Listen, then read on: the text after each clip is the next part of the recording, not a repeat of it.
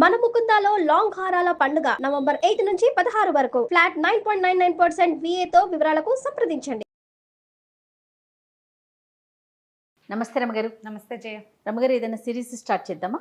చిన్న సిరీస్ చెప్తాను. మనం బాగ్దాద్ కథలు చెప్తున్నాం కదా, అలాంటి దాంట్లో మాయావర్తకుడి కథ చెప్తాం. ఓకే. ఈ బాగ్దాద్ నగరంలో మారూఫ్ అని ఒక అబ్బాయి ఉండేవాడు. మారూఫ్ ఇతను ఏంటంటే పాత చెప్పులు రిపేర్ చేసేవాడు. కొంచెం తొందరగానే పెళ్ళయింది. ఏదో చెప్పులు రిపేర్ చేస్తే పావలా అర్థం వస్తుంది, ఏమిటో వచ్చి పడిపోతుంది. వ్యాపారం కాదు, పని. అంతే. పని చేసేవాడికి పని వచ్చితేనే డబ్బు వస్తుంది. ఎప్పుడైనా అంతే కదా, ఏ కాలమైనా అంతేను. సరే, ఏదో అట్ట పని చేసుకునేవాడు. పెళ్ళయింది ఇతనికి. అమ్మాయి పేరు ఫాతిమా. గంప గయ్యాళి, మామూలుది కాదు. డబ్బులు తెచ్చినా తిట్టేది, తేకపోయినా తిట్టేది. ఇంతే తెచ్చామని తిట్టేది, తేకపోతే అసలు రాలేదని తిట్టేది. కొంతమంది ఉంటారు, ఇప్పుడు కూడా ఉన్నారు. అయితే ఇతనికి ఏంటంటే కొంచెం పరువుగా బతకాలన్న కోరిక ఈ మారూఫ్కి. తెచ్చుకున్న పావలో అర్థో మన తిండికి చాలు, గొడవ పడకూడదు, తగాదా పడకూడదు, వీళ్ళు కొట్టుకుంటున్నారు అని చుట్టుపక్కల వాళ్ళు చెప్పుకోకూడదు.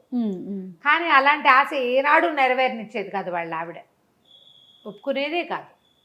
సరే, ఒకనాడు ఏమైంది, ఏదో పని చేసుకోవడానికి బయటకు వెళ్తుంటే రొట్టెలు అమ్ముతారు ఆ ఊళ్ళో, బన్నులు లాంటివి అనమాట. నువ్వు ఏం తెస్తావో ఏం తేవో నాకు తెలీదు, సాయంత్రం వచ్చేటప్పుడు బాగా తేనె పోయించి తీపి రొట్టె పట్టుకురా అని చెప్పింది. బన్నులో తేనె పోసిస్తారు. సరే అని వెళ్ళాడు. వాడి కర్మం ఏమిటో, పొద్దున్న నుంచి సాయంత్రం వరకు రూపాయి 10 పావలా కూడా రాలేదు. రూపాయి అనకూడదు, 10 పైసలు కూడా రాలేదు. ఎవరి వాకిట్లోనో కూర్చుంటే వాళ్ళు ఏదో కాస్త మధ్యాహ్నం ఓ చపాతీ ఏదో ఇచ్చారు, అది తినేసాడు. పెళ్ళామేమి కట్టివ్వల. సాయంత్రం దాకా అయ్యింది, ఏమీ లేదు. చపాతీ తిన్నాడు కాబట్టి ఆగింది ప్రాణం.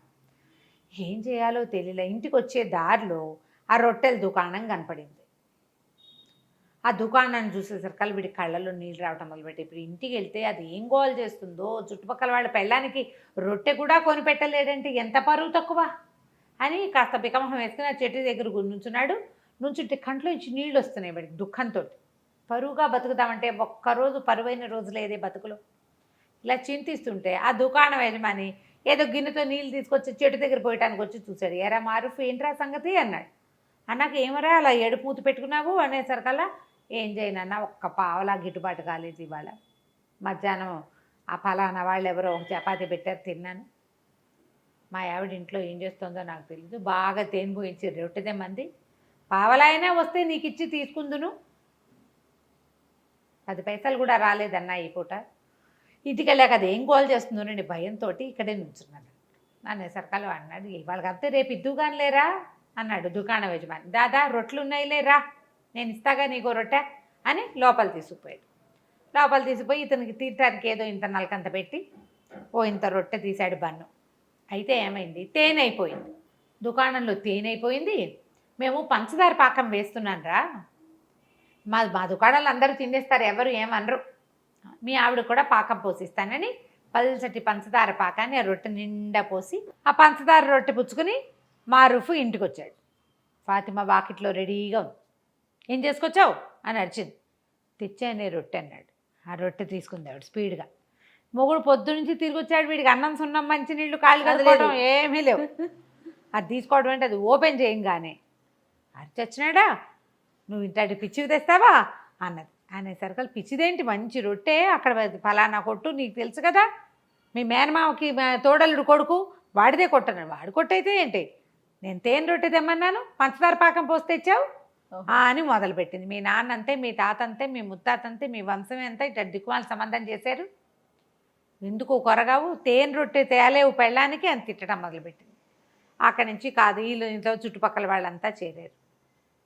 ఏమిటి అన్నారు. అనేసి అన్నాక ఒకళ్ళిద్దరు అన్నారు, ఏమొచ్చిందే మాయరోగం, రెండు ఒకటే కదా, ఏం పెద్ద తేడా ఉంటుంది, ఆ తేనె అయితే ఏమిటి, పంచదార పాకం అయితే ఏంటంటే నాకు అక్కర్లేదని రొట్టె ముక్కలు చేసి అక్కడ పడేసింది, అంతది. ఇక ఇంకా గొడవ ఆడుతూనే ఉంది. వాళ్ళు మామూలుగా గొడవలు మొదలయ్యేసరికి మనమే ఏం చేస్తాం, అమావాస్య నాడు అట్టేసావా, పున్నన్నాడు పపేసావా అని అడుగుతుంటాం. ఎక్కడికో వెళ్తాం. మన పెళ్ళైన రోజున, మన పెళ్ళప్పుడు మీ అమ్మ, మీ నాన్న, మీ చెల్లి, మీ అక్క, నువ్వు ఇలాగే తెగ తిట్టిపోసింది. తిట్టిపోసేసి మొగుడిని ఒక మొట్టికాయ కొట్టింది. బతిమలాడాడు, బాగుంటుంది రొట్టె తినవే తినవే అంటే ఆహా. ఏం చేస్తాడు వీడు, పొద్దున ఎప్పుడో తిన్న చపాతి ఆవిడ వండుకు తినేసింది, సాయంకాలం స్వీట్ కోసం ఇది దెమ్మంది. ఓహో, ఇక అక్కడ కూర్చొని మెల్లిగా రొట్టె ముక్కలు 4 నోట వేసుకున్నాడు. అయిపోయి అక్కడి నుంచి తెగ తిట్టిందా. మొగుడు మళ్ళీ ఇంకో మొట్టికాయ కొట్టడానికి వచ్చింది. అతను ఒక తోపు తోసాడు. తోపు తోసేసరికి ఇంకేముంది మొగుడు నన్ను చంపేస్తున్నాడని కేకలు పెట్టింది. పెట్టేసరికి చుట్టుపక్కల వాళ్ళంతా మళ్ళీ చేరారు. ఆ అమ్మాయిని కేకలేశారు, వీడిని ఏం కొట్లాటాలు రా, ఇంత కొట్లాడుకుంటే ఎట్లా, ఈ పట్టు విడుపు లేదు మీకు అని కేకలేశారు. ఈ అమ్మాయి ఏం చేసింది, నేను సొంటి పట్టేసుకుంటా, ఆ పట్టేసుకుంటా, ఈ పట్టేసుకుంటా అని చెప్పింది. అసలు దానికి దెబ్బలే తగల్లా, తోసాడు అంతే. అదే 2 మొట్టికాయలు కొట్టింది. 2 మొట్టికాయలు చెప్పాం కదా. అక్కడి నుంచి ఏమైంది, తెల్లారేసరికల్లా పెళ్ళాం ఇంట్లో కనపడలేదు. ఏం చేస్తుందో అనుకున్నాడు. కొంచెం ఆవిడ ఆ పని ఈ పని చేసుకుని సామాన్లన్నీ సరి చేసుకుని మళ్ళీ చెప్పులు రిపేర్కి వెళ్ళాలి కదా. ఆ రిపేర్ సామాన్ల బ్యాగ్ సవరించుకుని వీడు బయటికి వెళ్ళబోతుంటే 2 సైనికులు వచ్చారు. ఈ సైనికులు అన్నారు, పద కాజీ గారు నిన్ను పిలుస్తున్నారు, మీ ఆవిడ నీ మీద రిపోర్టు తెచ్చిందన్నారు. వీళ్ళిద్దరూ ప్రభుత్వాధికారులు, ప్రభుత్వపు సైనికులు. వీళ్ళు మోసపోయారు అక్కడికి. కాజీ గారి దగ్గరికి వెళ్ళేసరికల్లా వాడు, ఎరా పాపిష్టివాడా, దేవుడిచ్చిన పెళ్ళాన్ని జాగ్రత్తగా చూసుకోవడం రాదు, దీన్ని చేయి విరకొట్టి పళ్ళరాలు కొడతావా అన్నాడు. వీడు నిర్ఘాంతపోయాడు. నేను చేయి విరకొట్టడం ఏమిటండి, నేనేమీ చేయలేదు అమ్మాయిని, నేను అసలు కొట్టలేదు, అదే నన్ను కొట్టింది, నేను తోసాను అంతే, వెనక్కి గోడకి జారబడింది, నేను ఒక్క దెబ్బ కూడా కొట్టలేదండి అని నిన్న జరిగిన కథ అంతా చెప్పాడు. ఆ అమ్మాయి చేతికి ఒక కట్టు కట్టుకుని ఇట్లా పెట్టుకుని మూతికి ఇక్కడ ఏదో ఎర్రగా ఉంది, రక్తం నేతురు వచ్చేలాగా కొట్టాడు, వీడంతా తేల్చమని కాజీ దగ్గరికి వచ్చింది. అక్కడి నుంచి ఆయన 4-5 ప్రశ్నలు వేశాడు. వీడన్నాడు, ఫలానా రోడ్డు మీద ఫలానా కొట్టువాడు ఉంటాడు, మా వాకిలు ఎదురుగుండానే ఉంటాడు, కావాలంటే వాడిని కేకేయమంటే వాడు ఆధారనే పోతున్నాడు.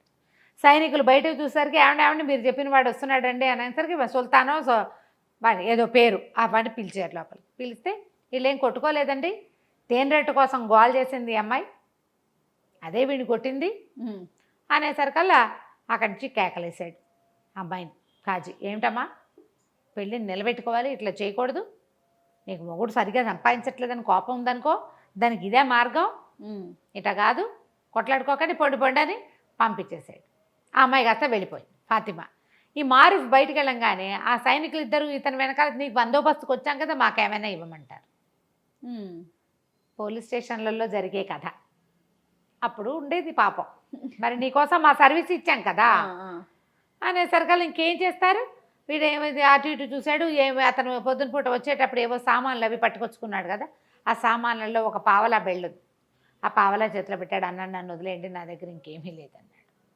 తన ఇంటి వైపుకి నడిచి వెళ్ళాడు. ఈ లోపల ఎవరో చెప్పులు రిపేర్ అనేసరికల్లా అటువైపు వెళ్ళేసరికి మళ్ళీ 2 సైనికులు వచ్చారు. ఇంకో కాజీ గారి దగ్గరికి వెళ్ళింది అమ్మాయి. ఇంకో కాజీ దగ్గరికి వెళ్ళేసరికల్లా మళ్ళీ ఒక కాజీ గారి దగ్గర ఆయన పత్రం ఇచ్చాడండి అన్నా కూడా సైనికులు ఒప్పుకోవాలి. అట్లా కాదు, నువ్వు కాజీ గారి దగ్గరికి వచ్చి చెప్పు. ఈ అమ్మాయి చేసి తూర్పు వైపు కాజీ దగ్గరికి ముందు వెళ్ళింది, పడమటి వైపు కాజీకి దగ్గరికి మధ్య. వీడిని ఎలాగైనా జైల్లో పెట్టాలి, మొగుడిని తన్నించాలి. కొంతమంది అలా ఉంటారు, తనకేం ఉపయోగపట్టలేదు కాబట్టి వాడిని చావగొట్టాలి, వాడి బుద్ధి రావాలి, వాడిని జైల్లో పడేయాలి.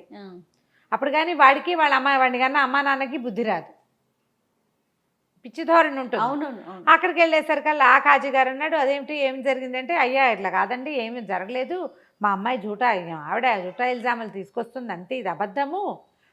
పొద్దుటి కాజీ గారు ఇచ్చిన కాగితం ఇదిగోండని కాగితం చూపించాడు. ఆ కాగితం చూసేసరికల్లా ఆ అమ్మాయి కేకలేశాడు ఆయన. ఆ అమ్మాయి అక్కడి నుంచి కూడా వెళ్ళిపోయింది. ఈ సైనికులు మళ్ళీ 2 సైనికులు ఉన్నారు కదా, మాకేదైనా ఇవ్వమన్నారు. ఏమి ఇస్తాడు, తన దగ్గర చెప్పులు పని చేసే సామాన్లు తప్పిస్తే ఏమీ లేవు. సరే అక్కడ ఏదో ఇనుప సామాన్లు కొట్టుంటే ఈ చెప్పులు బాగు చేసే 2 వస్తువులు అక్కడ అమ్మేసి తాకట్టు పెడితే ఏం రాదు. అవి వచ్చిన పావలా చెరుకో పావలా ఇచ్చాడు. చిచ్చి అనుకున్నాడు, నా బతుకు దిక్కుమాలి బతుకు, ఇక నేను ఇంటికి వెళ్ళాం అని చెప్పేసి అలా నడుచుకుంటూ వెళ్ళిపోయాడు. నడవగా ఎక్కడో నీరసం వచ్చాక ఓ చోట కూలబడ్డాడు. అక్కడ ఒక పురాతన పాడుబడిపోయిన ఇల్లు ఒకటి. ఆ ఇంటి దగ్గర కూర్చున్నాడు. అక్కడి నుంచి వాడికి తన జీవితం ఆలోచించుకుంటుంటే ఎంత దుఃఖం వచ్చిందో. నన్ను పొద్దున్న సైనికులు తీసుకెళ్లారు, చుట్టుపక్కల అందరూ చూసారా, ఏం పరువు ఉంది నాకు. కాజీ ఇంట్లోకి వెళ్తాం, ఆ కాజీ ఇంటి చుట్టుపక్కల వాళ్ళంతా చూసారా, అక్కడ కూడా నేను కాజీ ఇళ్ళు పుచ్చుకు తిరుగుతానంటే ఏదో వ్యాజ్యానికి వచ్చాననే కదా చెప్పుకుంటారు. 2 చోట్ల పరుగు పోయింది తెల్లవారి పొద్దున్నే. పోనీ అక్కడి నుంచి యువతలకు వచ్చి ఎక్కడో పని చేసుకుంటుంటే మళ్ళీ అక్కడికి 2 సైనికులు వచ్చారు. మళ్ళీ ఈసారి తూర్పు కాజీ అయ్యాక పడమటి కాజీ దగ్గరికి వెళ్ళా. పని చేసుకునే చోట పరువు పోయింది, కాజీ గారింటి దగ్గర పరువు పోయింది. పరువుగా బతకడానికి అవకాశం ఇవ్వట్లేదే ప్రభువు మనకి, అలా అవకాశం ఇవ్వట్లేదని పెద్ద పెట్టున ఏడవటం మొదలుపెట్టాడు. ఏడుస్తుండే సరకాల ఒక భారీ కాయంతో ఉన్న ఒకడు వచ్చాడు. ఎవరినైనా ఎందుకు నాయనా ఏడుస్తున్నావు అంటే నేనేం చెప్పను, నువ్వెవరు అన్నాడు. నేను ఎప్పుడో 300 ఏళ్ల క్రితం చచ్చిపోయా. ఈ ఇల్లు నాది అప్పుడు 300 ఏళ్ల క్రితం. ఆ ఇంటి మీద ఆశ చావక నేను ఇక్కడే బతుకుతున్నా. ఇల్లు పాడుపడిపోయింది క్రమంగా, నేను ఇక్కడే ఉంటా. ఎవరు ఇక్కడికి వచ్చి ఏడ్చినవాడు, అడిగినవాడు, పెట్టినవాడు లేడు. అంటే నీకు ఈ చెప్పుకుని ఏం ఇది ఉపయోగం, ఆరుస్తావా తీరుస్తావంటే ఆర్చగలను, తీర్చగలను, నీకేం కావాలో చెప్పు అంటే ఎక్కడికైనా సరే నేను హాయిగా బతకడానికి ఒక ప్రదేశం కావాలి, నాకు పరువుగా బతకాలి, నేను ఎక్కడికైనా తీసుకెళ్ళి అంటే నగరంలో దింపుతానన్నాడు. బాగ్దాద్ వద్దు, బాగ్దాద్ నగరంలో తూర్పున నా పరువు పోయింది, పడమట్న నా పరువు పోయింది, నేను బతకలేను అంటే ఆయన ఏమన్నాడు, సరే నా వీపు మీద కూర్చో, నిన్ను నేను తీసుకెళ్తానని చెప్పేసి తీసుకెళ్ళిపోయాడు. ఎక్కడికో తీసుకెళ్ళి ఒక ఊళ్ళో వదిలిపెట్టాడు. తెల్లవారేసరికి అక్కడ ప్రత్యక్షం అయిపోయాడు. రాత్రి ఎక్కాడు, తెల్లారేసరికి ప్రత్యక్షం అయిపోయాడు. ఆ భూతం కాస్త వెళ్ళిపోయింది అవతలకి. వీడు ఆ నగరంలో చూస్తే వాళ్ళు ఎవ్వరూ మనలాంటి బట్టల వాళ్ళు కాదు, మనలాంటి వ్యవహారం కాదు, అదేదో వేరే ప్లేస్. సరే వీడు నడవటం మొదలుపెట్టాడు. వారా వీరా అందరూ అడుగుతున్నారు, ఏ ఊరు, నువ్వేం వ్యాపారం చేస్తావు, నీకేమొచ్చు, నీకేం చేస్తావు, అది ఇది, మీదే ఊరు అంటే ఇతను ఏం చెప్పాడు, బాగ్దాద్ అని చెప్పాడు. బాగ్దాద్ నుంచి ఎప్పుడు బయలుదేరావు అని అడిగారు. అడిగితే నిన్న రాత్రే అన్నాడు. అనగానే పక్క నవ్వారు. ఏమిటి బాగ్దాద్ ఇక్కడికి ఎంత దూరమో తెలుసా, బళ్ళ మీద వచ్చినా 1 ఏడాది పడుతుంది. ఇక్కడి నుంచి వ్యాపారానికి వెళ్ళే వాళ్ళు ఉంటారు, సంవత్సరం పడుతుంది అక్కడికి వెళ్ళటానికి. రాత్రికి రాత్రే ఎలా వస్తావు, మతిగాని పోయిందా నీకు, పిచ్చివాడని అందరు నవ్వుతున్నారు. అయితే ఆ సమయంలో ఒక ఆయన అక్కడికి వచ్చాడు, ఒక వ్యాపారస్తుడు. చూసి ఎవరు ఏమిటి అని అడిగి మిగిలిన వాళ్ళందరికీ కేకలేశారు. ఏంటి పై ఊరు నుంచి ఎవడో వస్తే ఆయన ఏం నిద్ర సరిగ్గా లేదో, అందుకని ఏదో తీర్పుమరుపుగా చెప్తున్నాడు, నేను మాట్లాడతాను, మీరంతా పొండి అని అందరినీ కేకలేసి అతన్ని తీసుకొచ్చాడు. తనతో పాటు ఓ సావడి లాంటి చోట కూర్చోబెట్టాడు. ఆ చావట్లో భోజనశాల ఒకటి ఉంది వెనకాల. వాళ్ళని కేకేస్తే వాళ్ళు వేడి తేనీరు 2 రొట్టెలు పట్టుకొచ్చారు. చేరుకో 2 రొట్టెలు తిన్నారు, టీ తాగారు. టీ తాగాక అతను అడిగాడు, ఏ ఊరు మీది, ఎవరు ఏమిటి అంటే బాగ్దాద్ నగరం, ఇట్లా పరుగు పోయిందని నేను ఊరు నగరపు చివరిలో శివార్లలో ఉన్న ఒక పాత ఇంట్లో పడుకుని ఏడుస్తుంటే ఓ భూతాన్ని నన్ను ఇక్కడ దింపిందంటే ఆయన ఆశ్చర్యపోయాడు. అవునా అనేసి బాగ్దాద్ నగరంలో మీది ఏ ఊరు, ఏ ప్లేసు అన్నాడు. ఎర్రవీధి అంటారు దాన్ని, లాల్ బజార్ అనమాట.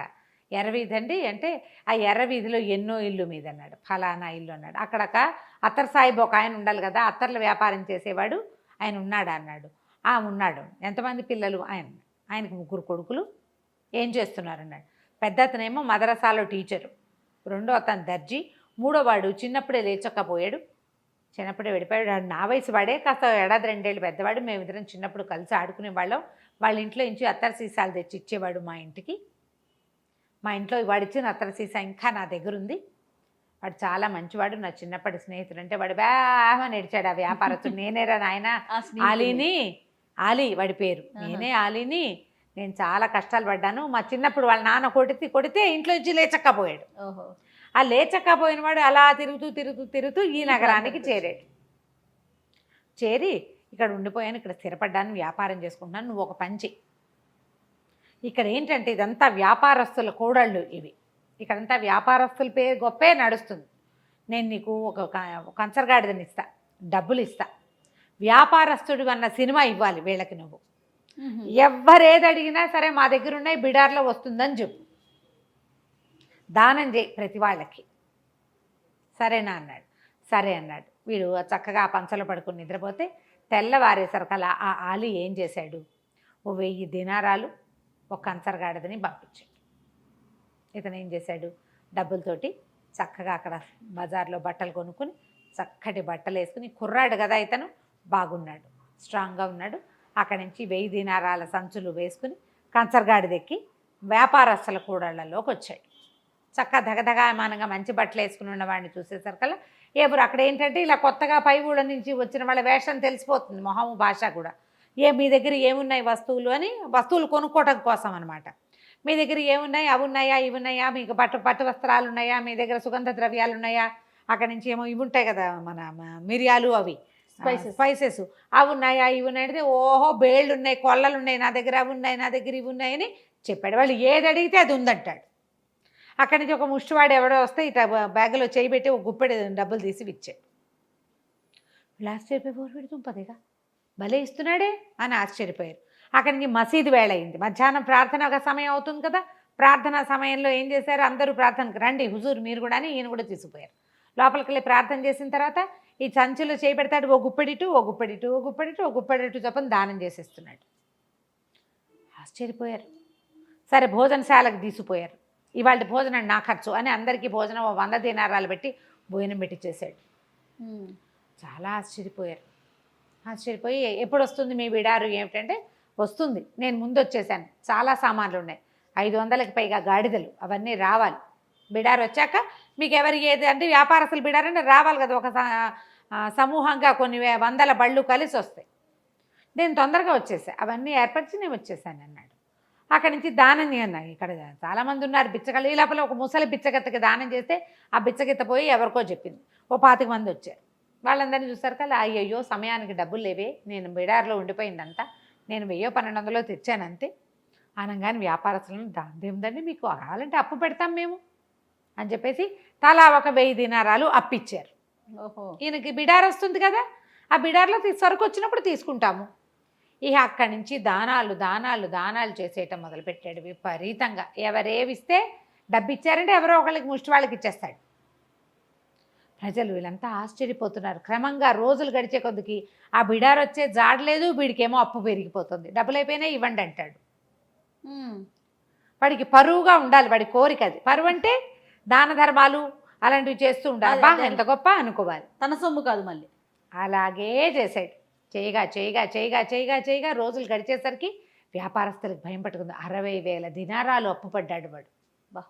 వాడు మాత్రం హుందాగానే ఉన్నాడు, హుందాతనానికి ఏమీ లోట్లేదు. అది వచ్చాక ఇస్తాను అంటాడు.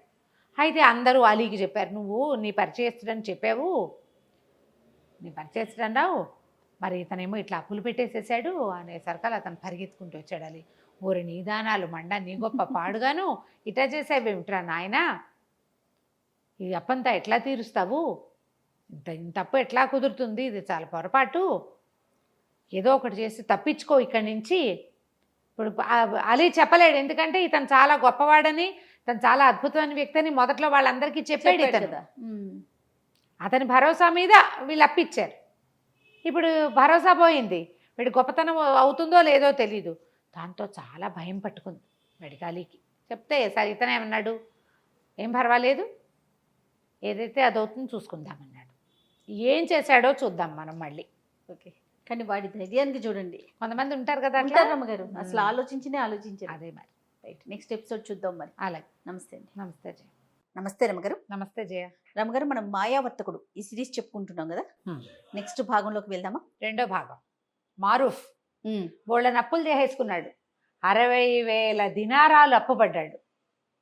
ఈ 60,000 దినారాలు అప్పుపడినటువంటి ఈ మాయావర్తకుడు సంగతి ఆ ప్రాంతపు నవాబు గారికి తెలిసింది. ఆయన ఆశ్చర్యపోయాడు. అంత డబ్బు ఉందా, అంత పెద్ద బిడారుందా, వాడిని నమ్మి ఇచ్చారంటే ఉండే ఉంటుంది అని. ఆయనకి ఏంటంటే ఈ సుల్తాన్కి కొంచెం పిసినారు వాడు. ఆయన డబ్బు ఖర్చు పెట్టడం పెద్దగా ఇష్టం ఉండదు. కూతురికి పెళ్లి చేయలే ఆయన. ఎవరికైనా ఏమైనా ఇచ్చి పెళ్లి చేయకుండా ఎవరి దగ్గర నుంచి ఏమైనా పుచ్చుకుని చేద్దామంటూ అనుకుంటున్నాడు. ఓహో, అలాంటి ధోరణి ఉన్నవాడు. అయితే ఆయన తన వజీర్ని అడిగాడు, వాడెవడో అంత బ్రహ్మాండ నాయకుడు ఒకడు ఊళ్ళోకి వస్తే వాడిని మనకు పరిచయం చేయొద్దు, వాడి దగ్గర చాలా సంపద ఉంటే మన పిల్లని ఇచ్చి పెళ్లి చేద్దాం అన్నాడు. అనగానే వజీర్ నిర్ఘాంతపోయాడు. అదేమిటి, అప్పు పెడుతున్న వాడికి, అప్పులు పుట్టించుకుంటున్న వాడికి ఇచ్చే పెళ్లి చేస్తారు పిల్లని, చూద్దాం అనుకున్నాడు. అన్నీ వాకప్ చేశాడు. మరి పెళ్లి సంబంధం అంటే వాకప్ చేసుకోవద్దు. వాకప్ చేసిన తర్వాత ఏమన్నాడు, వాడి బిడారు దరిదాపుల్లో లేదు, వాడిని గుర్తుపట్టిన వాడు ఆ అలీ అన్నవాడు. మొదట వీళ్ళ నాన్న ఫలానాది, వీళ్ళు చాలా గొప్పవాళ్ళు అని చెప్పాడు. వాడికి కూడా వీడు బాకీ పడ్డాడు. ఆ అలీకి కూడా బాకీ పడ్డాడు. ఊళ్ళో వర్తకులందరూ ఎలాగో వీడి దగ్గర నుంచి సరుకుల్లో సామాన్లో తీసుకోవచ్చు అన్న ఉద్దేశంతో అప్పులు పెట్టారు. 60,000 దినారాల అప్పు ఉంది. అంత అప్పుల్లో ఉన్నవాడికి పిల్లనెట్టా ఇస్తామండి, అట్ట పనికిరాదన్నాడు. ఎట్లా ఇస్తాం? అవును కదా. అనగానే రాజు కొళ్ళు మండిపోయింది ఆ సుల్తాన్కి. ఊరి దుర్మార్గుడా, ఇదివరకు ఎప్పుడో మా పిల్లని అడిగావు నువ్వు పెళ్ళికి, వజీర్కి ఏమి ఇస్తామని నేను వద్దన్నాను, నువ్వు ఊరుకుని ఇంకో పెళ్లి చేసుకున్నావు. కానీ అది మనసులో పెట్టుకుని మా అమ్మాయికి గొప్ప వర్తకుణ్ణి ఇచ్చి పెళ్లి చేసే అవకాశాన్ని నువ్వు చెడగొడుతున్నావు, వెళ్ళిపోవు నా కళ్ళ ముందు నుంచి అన్నాడు. అనగానే వజీర్ నాలుగు ఖర్చుకుని మీ ఇష్టం అండి, మాట్లాడి పెట్టమంటే మాట్లాడతా. సరే అక్కడి నుంచి వజీర్ ఇంకేం చేస్తాడు, వజీర్ ఉద్యోగం ఊడిపోయేలాగా ఉంది. అంతేగా. విడిపోయి మారూఫ్ దగ్గరికి వెళ్ళాడు వజీర్. వెళ్ళి రండి రాజుగారి మన సుల్తాన్ని కలుద్దురు కానీ అని చెప్పేసి సుల్తాన్ దగ్గరికి కల్పించాడు. కల్పించిన తర్వాత సుల్తాన్ గారికి ఒక అమ్మాయి ఉంది, మరి కొంచెం అటు ఇటుగా మీకు దగ్గర వయసు అమ్మాయి, వివాహం చేసుకుంటారా అన్నాడు. అమ్మ అంటే ఆవిడకో 25 ఏళ్ళు పైన ఉన్నాయి, ఎప్పుడో చేయాలి పెళ్ళి, ఈయన డబ్బున్న పెళ్లి కొడుకు కోసం చూస్తున్నాడు. ఇతను అన్నాడు పెళ్ళి ఎక్కడ చేసుకుంటానండి, నేను పెళ్ళికి వెళ్ళి ఇప్పుడు చేసుకోలేను, నా బిడారు వచ్చాకే ఏమైనాను, పెళ్ళంటే మాట్లాడండి, ఎంత దానం ధర్మం చేసుకోవాలి, జీవితకాలం ఉండవలసింది, మంచి కొడుకులు పుట్టద్దు నాకు, పుట్టాలంటే ఏం చేయాలి, దాన ధర్మాలు చేయాలి, పెళ్లికి సహాయం చేసిన వాళ్ళందరికీ బట్టలు పెట్టాలి, పాతలు పెట్టాలి, బోడని చూడాలి, తిళ్ళు తిప్పలు, ఇల్లు వాకిళ్ళు ఎన్ని ఏర్పరచాలి, మళ్ళీ నేను పెళ్లి కూతురికి నేను పెట్టుకోవాల్సిన కట్నం ఎలాగో ఉంది, వజ్రాలు వైఢూర్యాలు నా దగ్గర మరకత మణులు ఉన్నాయి, అవన్నీ పెట్టుకోవద్దు, ఏమీ లేకుండా ఎట్లా చేస్తే నాకు అసలు పుట్టేటప్పు ఉంది, బిడారు వచ్చాకండి అన్నాడు. రాజుగారికి ఏమనిపించింది, ఈ మాటలన్నీ వినేసరికి ఎక్కిపోయారు వీళ్ళు, అయ్యి బాబోయ్ వీడి దగ్గర చాలా ఉందని. వజీర్కి వీడు ఏదో ఒక నాటకం ఆడుతున్నాడేమో అని అనుమానం వచ్చింది, అనుమానంగా ఉంది. రాజుకు అనుమానం రాల. వాడు పద్మరాగాలు, మరకతాలు, పచ్చలు, వైఢూర్యాలు, కెంపులు అంటున్నాడు. అంటే అవన్నీ పేర్లు మామూలు వాళ్ళకి ఎలా తెలుస్తాయి, వాటితో ఆడుకునే వాడికి అర్థమవుతాయి. ఇంత బిడారు వచ్చాక ఊళ్ళో వ్యాపారస్తులు ఎవరైనా ఎగరేసిపోతారేమో వీడిని, ఆ మరకతాలు పచ్చలు అన్నీ మనకే కదా. ఆయన ఎట్టా ఆలోచించాడంటే రేపు నాటికి వీడు వేరే దేశస్థుడు, మా దేశం మేము పోతామంటే మన పిల్ల మన దగ్గరే ఉంటుంది, దానికి ఇచ్చిన పచ్చలు మరకతాలు మాణిక్యాలు మన దగ్గరే ఉంటాయి, అంతే, వాడు లేచకపోయినా పర్వాలేదు. ఇట్లా ఆలోచించి ఏమైనా సరే పెళ్లి కుదర్చాల్సిందే, దానాలు ధర్మాలకి ఏముంది, చేసుకోమను మనం ఇద్దాం. ఆయన పెళ్లి కుమారుడు చేసుకోదలుచుకున్న దాన ధర్మాలకి వేటికి అడ్డం లేకుండా పోసేయండి, డబ్బులు మనతో ఉన్న బొక్కసం అంతా ఆయనకి ఇచ్చేసేయండి, ఆయన పిల్లకి ఏం పెట్టుకోదలుచుకున్నాడో అవన్నీ పెట్టుకోమనండి. అంటే డబ్బులుగా వస్తువులు ప్రత్యేకాలని చెప్తున్నాడు చూడు, బిడారు వచ్చాకే పెడతాడు, అమ్మాయికి చెప్తాం ఆ మాట. అక్కడ ఏంటంటే స్త్రీధనం ఇచ్చి పెళ్లి చేసుకునే విధానము ఈ జాతుల్లో బహుశా ఉన్నది, ఆ కథలో అట్లా కనపడుతుంది. స్త్రీధనం ఇవ్వాలంటే అమ్మాయికి ఒక 25,000 దినారాలు, అమ్మాయి ఒక బొక్కసం ఉంటుంది ప్రత్యేకంగా వాళ్ళకి, బొక్కసం అంటే ధనాగారం అనమాట, ఓ బాక్సులో పోసి ఇస్తారు. అది ఆ అమ్మాయికి రేపొద్దున సేఫ్టీ, వీడు వదిలేసి వెళ్ళిపోయినా ఏదైనా అయినా ఆ డబ్బు ఆ అమ్మాయిది. దానికి ఉర్దూలో ఒక ఖచ్చితమైన పేరుంది, ఇప్పుడు సడన్ నిన్న గుర్తుంది, వాళ్ళ జ్ఞాపకం రావట్లేదు. ఇప్పుడు పెళ్లిళ్లలో కూడా ఉందిట, అమ్మాయికి ఇవ్వటం ప్రత్యేకంగా ఉన్నది. కొన్ని కుటుంబాల్లో ఖచ్చితంగా అమ్మాయికి స్త్రీధనం పుట్టింటి వాళ్ళు కాదు, కాబోయే భర్తే ఇంత ఇస్తాము అని చెప్తారు, అదే ఆ అమ్మాయిదే. బాగుంది, ఆచారం అయితే చాలా బాగుంది కదా. అయితే ఏమైంది, ఒప్పుకున్నాక ఇక మన మారూఫ్కి పెళ్లి కుమారుడు అయ్యాడమ్మా, మామూలుగా కాదు, బ్రహ్మాండంగా పెళ్లి కుమారుడయ్యి పందిళ్ళు వేసిన వాడి దగ్గర నుంచి వడ్డిచ్చిన వాడి వరకు, వజీర్ నుంచి హెల్పర్ కుర్రవాడి వరకు అందరికి వస్త్ర సముదాయం బహుకరించాడు. పెళ్లి కుమార్తెకి 50,000 దినారాలు చదివించాడు, 5 రోజులు విందు చేయించాడు, అన్ని మంగారు డబ్బులతోటి, మామగారివే డబ్బు, మనకి లేవు కదా, లేవు. సరే పెళ్ళైపోయాక అంతా హడావిడంతా సర్దుమణిగింది. సరే అమ్మాయిని అబ్బాయిని కలిపారు. మారూఫ్ ఆల్రెడీ మ్యారీడ్ కదా, ఇంతకుముందే పెళ్ళైన వాడు, చక్కగా రాజకుమార్తె కొంచెం వయసున్న అమ్మాయి, చిన్న అమ్మాయి కాదు, చాలా కులాసాగా ఉన్నారు. కాకపోతే మారూఫ్ ఏం చేశాడంటే తొలి రోజు రాత్రే భార్యకి మొత్తం విషయం చెప్పేశాడు. ఆవిడ పక్క నవ్వింది, మా నాన్నకి ఈ శాస్త్రి కావాల్సిందే అంది. ఇలాంటి మోసం భలే ఉంది, మోసం ఇంత మాయా అని. పోన్లేండి మా నాన్న అడిగేదాకా మాట్లాడకండి, మనం కులసాగా ఉందా ఉంది. హాయిగా మొగుడు పెళ్ళాం ఎదురు చిలకా గోరింకాలే రాజుగారి ఇంట్లో ఉన్నారు. రోజులు గడుస్తున్నాయి, బిడారు పత్తా లేదు. రాజుగారికి టెన్షన్ పడుకు వెళ్ళింది, వీళ్ళ బొకసంతా ఖాళీ అయిపోయింది. అక్కడి నుంచి రోజువారీ అల్లుడు గారికి అలవాటైన అవి ఉన్నాయి కదా, దాన ధర్మాలు. మసీదుకి వెళ్తే దానం చేయాలి, ప్రార్థనకి వెళ్తే చేయాలి, చాపేసిన వాడికి ఇవ్వాలి, టోపీ పెట్టిన వాడికి ఇవ్వాలి, ఇచ్చేస్తున్నాడు. రాజుగారి బొక్కసం అంతా ఖాళీ అయిపోయింది. అవి లేవు, ఇవి రావు. ఇక వజీర్ని పీడించడం మొదలుపెట్టాడు. వజీర్ కాస్త, మహాప్రభు మీరు అడక్కండి, వీడు దొంగ గ్యారంటీగా. మా వర్తకుడు అంటే వర్తకుడు కదా, వీడు మాయావర్తకుడు, వీడు మాయవాడు, వీడిని నమ్మడానికి వీల్లేదు. మీ అమ్మాయి వాడితో కాపురం చేస్తుంది, ఆ అమ్మాయితోటి అడిగించండి అనేసరికల్లా సుల్తాన్ గారు పరిగెత్తుకుంటూ కూతురు దగ్గరికి వచ్చి, అమ్మాయి ఇగో ఇట్లా ఉంది పరిస్థితి, మీ ఆయన అడుగు బిడారు ఎప్పటికి వస్తుందో అంటే, ఆ రోజు రాత్రి భర్తకు చెప్పింది, నా మాట వినండి, మరి మీకు నా దగ్గర ఒక 50,000 ఉన్నాయి, మీరు ఇచ్చింది కాదు, నా దగ్గర ఉన్నాయి. ఆ అమ్మాయి జమ చేసుకుంది, వాళ్ళు వీళ్ళు ఇచ్చిన డబ్బులు, ఏదైనా తండ్రి ఏదైనా బర్త్డేలకు ఇచ్చింది, ఆ అమ్మాయి ఖర్చులకు ఇచ్చినవి అవన్నీ పక్కకేసి పెట్టుకున్నాయి. మీరు ఇచ్చిన బాక్స్ బాళంగా బాక్స్ అట్లాగే ఉంది, అది ముట్టుకోరట, ఖర్చు కూడా పెట్టట్టు, దాన్ని ఇస్తాను, ఇవి పుచ్చుకుని వెళ్ళిపోండి, ఎక్కడో చోట బతకండి. వస్తాడని చెప్తా మా నాన్నకి, కొద్ది రోజుల వరకు నువ్వు వస్తావు, బిడార్ కోసం వెళ్ళాడు వస్తాడు అంటే ఓ 4 రోజులు ఆగుతాడు కదా, ఆ నెలలో నువ్వు ఈ దేశం చేరిపోతావు, ఏదో ఒక దేశం చేరిపోయి ఏదైనా చిన్న వర్తకం చేసుకుని బతకండి అని చెప్పేసి సరే ఇతను 50,000 దినారాలు పుచ్చుకుని ఏం చేస్తాడు, అయ్యో ఇంత చక్కటి భార్య, ఇంతకుముందు రాకాసి మొహంది అది, ఇంతకుముందు ఉన్న భార్య ఏమిటి 3 కాజీల దగ్గరికి తిప్పింది కదా, అంత డబ్బులు, పైగా తనే దెబ్బలు కొట్టుకుని వీడే కొట్టాడు అంటుంది, దుర్మార్గురాలు. దాన్ని వదిలేసి వచ్చినా బాధ లేదు, ఈ అమ్మాయిని ఇంత చక్కటి మనిషిని వదిలిపెట్టాల్సి వస్తుందని చాలా చింతపడ్డాడు. కానీ ఇంకేం చేస్తాడు, 50,000 దినారాలు పుచ్చుకుని ఓ గుర్రాన్ని దేనో సంపాదించి పారిపోయాడు.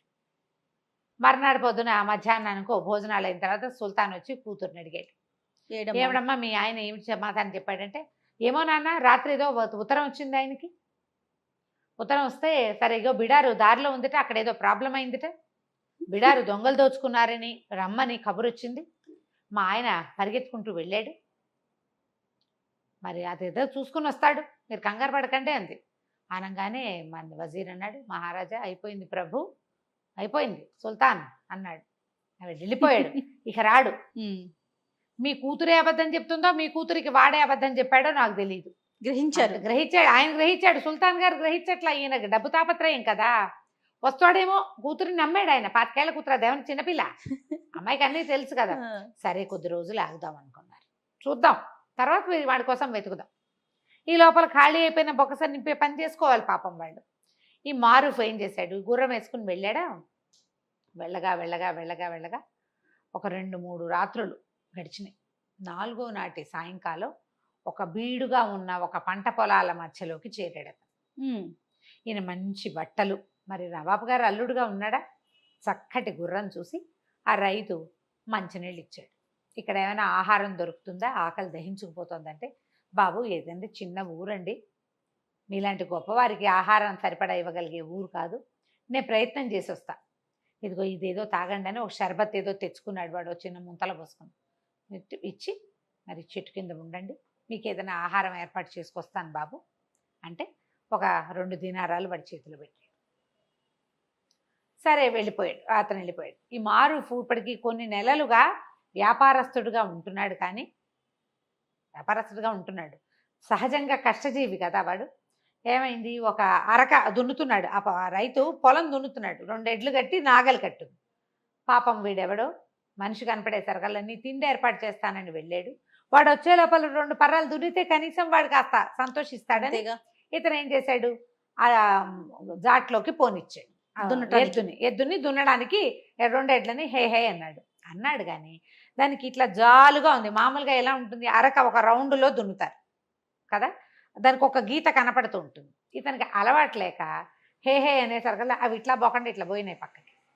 ఈ పక్కకి పోయేసరికల్లా ఈ నాగలి ఇంకో పక్కకి లాగింది, మొదటి గీతలో లేదు, 2వ గీతలో ఉందన్నమాట. ఆ గీతలోకి వెళ్ళి వెళ్ళి వెళ్ళి ఎక్కడో పట్టేసింది. ఎంత హే అన్నా హాయ్ అన్నా ఏమీ రావటం. ఇతను కొంచెం గట్టిగా అదిరిచ్చి తను కూడా అరకపుచ్చుకొని లాగడానికి ట్రై చేశాడు. కింద ఏదో పట్టుకుపోయినట్టు అర్థమైంది. సరే ఏం చేశాడు, అరకని వదిలిచ్చి ఆ పక్కన ఏదో పలుగు గుణప ఉంటే అది తవ్వాడు. తవ్వితే కింద ఒక పెద్ద స్క్వేర్గా ఒక రాతి పలక లాంటిది ఉంది. ఏదో ఉంది దీని కింద అనిపించింది. ఇక దాని గుణపం పెట్టి ఒక్కో చుక్క ఒక్కో ముక్క చొప్పున అంగుళం చొప్పున దాన్ని పక్కకు తోయటానికి ప్రయత్నం చేశాడు. ప్రయత్నం చేస్తే కొంతమేర గ్యాప్ వెళ్ళేసరికల్లా లోపల ఒక తొట్టెలాగా కనపడుతోంది. ఏదో ఉంది. ఆ తొట్టె లోపలికి గుణపాన్ని పోనిచ్చి దాన్ని పలకని తోసాడు. అవుతుంది తోస్తే లోపలికి మెట్లుంది. ఇది ఒక నిమిషంలో జరిగిన పని కాదు, గంట పట్టింది, టైం తీసుకుంటుంది. అతను భోజనం వండించడానికి వెళ్ళాడు. మొత్తం పొలాలని నిరాబాగా ఖాళీగా ఉన్నాయి, ఏమీ లేదు. ఆ మెట్లు కనపడేసరికల్లా ఇతను ఏం చేశాడు, ఆ గుణపాన్ని బయటికి తీసేసి ఆ మెట్ల కొంచెం ఇంతే తోసాడు. మొత్తం తొయిలేపోయాడు. కొంతమేర తోస్తే మెట్లు కనపడ్డాడు. అందులోకి దిగిళ్ళాడు. దిగిళ్తే కుప్పలు తెప్పలుగా బంగారం ఉంది లోపల. ఇక మణులు మాణిక్యాలు ఎంత బంగారం ఉందో, కోట్ల కొద్దీ డబ్బు. ఆశ్చర్యపోయాడు. ఎంత అదృష్టం అదే కదా. సరే ఏం చేశాడు, పైకి వచ్చేసి ఆ పల్లని యథాతథంగా మళ్ళీ మెల్లిగా ఎంత తోసాడు, తను పట్టడానికి కింద మేర తోసాడు. ఒక మూరం బాతిగా తోసాడు. మళ్ళీ తోసేసి మట్టి యథాప్రకారం లాగేశాడు. చెట్టు కిందకి వచ్చినాడు. పోయి ఒక 2 గంటలు గంటన్నర గడిచాక ఆ రైతు బకరైతు ఇది చేసుకుంటాడు, సేద్యం చేసుకుంటున్నవాడు చక్కగా 4 ముంతలు చెంబులు అన్ని ఒక పెద్ద సంచులు పెట్టి పట్టుకొచ్చాడు. బాబు నేనే మా ఇంట్లో వండించానండి, మీరు 2 కాసులు ఇచ్చారు, మరి మా ఆవిడతోటి వండించాను, ఇంట్లో చేసిన వంటే తినండి అన్నాడు. అన్నాక మారుఫ్ కూర్చొని తను తింటూ ఈ అబ్బాయికి కూడా పెట్టాడు. నువ్వు కూడా తినబోయి అన్నాడు. అన్నాక ఈ పొలాలు ఏమిటి ఇదంతా అంటే, ఇది ఏం జరిగింది, పాత రోజుల్లో ఎవరో రాజులు ఇక్కడ తవ్వి దాచిపెట్టుకున్నారు నిధి. ఈ తవ్వి దాచిపెట్టుకున్న తర్వాత ఈ అలాంటి ప్రాంతాల్లో ఏంటంటే ఇసుక తుఫాన్లు అవి వచ్చేసి ఇదంతా మూసుకుపోయింది. ఆ రాజులు పోయారో ఏమయ్యారో, ఎన్నో తరాల నాటివి అవి. ఆ తర్వాత మట్టి కప్పడిపోయింది, మెల్లిగా సైద్యంలోకి దిగారు.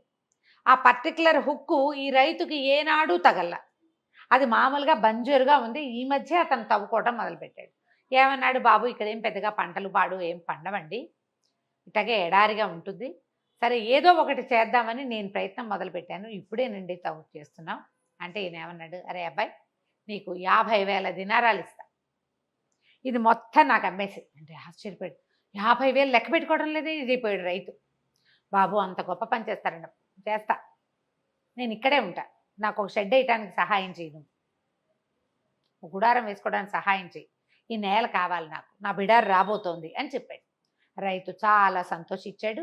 ఈయన ఇచ్చిన 50,000 దినారాలు తీసుకెళ్ళు, ఈయనకు ఒక పెద్ద చక్కగా పడుకుని హాయిగా కూర్చోవడానికి అన్నిటికీ విశాలంగా ఉండేలాగా కుటీరం లాంటిది ఏర్పాటు చేశాడు. అక్కడే ఉండిపోయాడు మారూఫ్ కొద్ది రోజుల పాటు, నెలన్నాడు. ఈ లోపల కావలసినప్పుడల్లా ఈ మట్టి తోసేసి అందులోకి వెళ్ళి తీసుకొని డబ్బులు తెచ్చుకుని పెట్టుకుని ఆ దారిన వచ్చిన కంచరగాడిదలన్నీ కొనుక్కున్నాడు. ప్లాను కంచరగాడిదలు కొన్నాడు. చిన్న చిన్న బిడార్లు వస్తాయి, మీ బిడారు నేను కొంటాను, ఎంత కమ్ముతావు అని మాట్లాడి డబ్బిచ్చి కొనేసుకున్నాడు.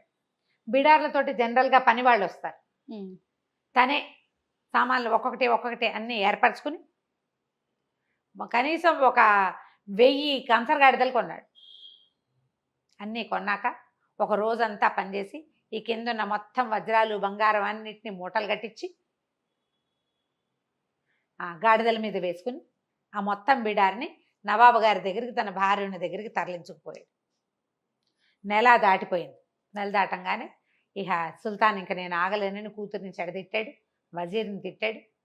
ఏమైనా సరే వాడి మీద ఒక కాగితం పుట్టించి అన్ని దేశాలకి పంపించాలి, ఇలాంటి వాడు వస్తే వీడు బొమ్మకిచ్చండి, ఇలాంటి వాడు వస్తే వీడిని పట్టుకోమని. ఇంతలో ఏమైంది, ఏదో పెద్ద బిడార్ లాంటిది వస్తోంది. 1000 గాడిదలు ఒకేసారి వస్తే ఎలా ఉంటుంది, పెద్ద వాండర్ పెట్టుకుంటూ దుమ్ముగా.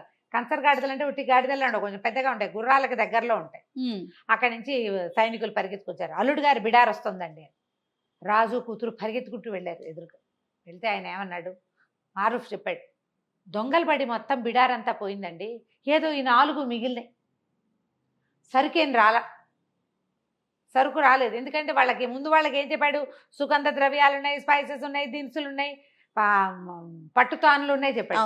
మొత్తం సరుకంతా పోయింది, సంపద మాత్రం సగం మిగిలింది, సగం కూడా కాదు, సంపదలో కొంత మాత్రం మిగిలింది, ఇవే తీసుకొచ్చాను అని చెప్పాడు.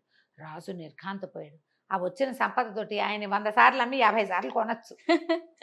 చాలా ఆశ్చర్యపడి మొత్తం గాడిదలు తెచ్చిన అవన్నీ వీళ్ళు దాచుకోవటానికి ఒక పెద్ద బిల్డింగ్ కట్టుకోవాల్సి వచ్చింది వాళ్ళు. అంతుంది ఆ కింద. ఆ తర్వాత మారుఫే ఆ రాజ్యానికి సుల్తాన్ అయ్యాడు. అప్పులన్నీ తీర్చేశాడు. అప్పటి నుంచి పిచ్చిదానాలు మానేశాడు. వ్యాపారం చేయటం మొదలుపెట్టాడు. తన స్నేహితుడు అలీని సహాయకుడుగా పెట్టుకున్నాడు. ఈ వజీర్ ఈయన కొంతకాలం రాజుగారికి వజీర్గా ఉన్నాడు.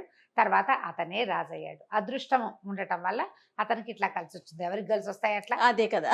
కదా. అసలు దొరకటం ఏంటి, ఆ పొలంలో దున్నటం ఏమిటి, దొరకటం ఏమిటి. కాకపోతే అతను డబ్బు వస్తే తను అందరి దగ్గర తీసుకుంది దానం చేయటం వల్లే అతనికి లాభించిందని భావించాడు అనమాట. దానగుణం. కథ కంచికి మనం ఇంటికి. నమస్తే రమ్య గారు. నమస్తే.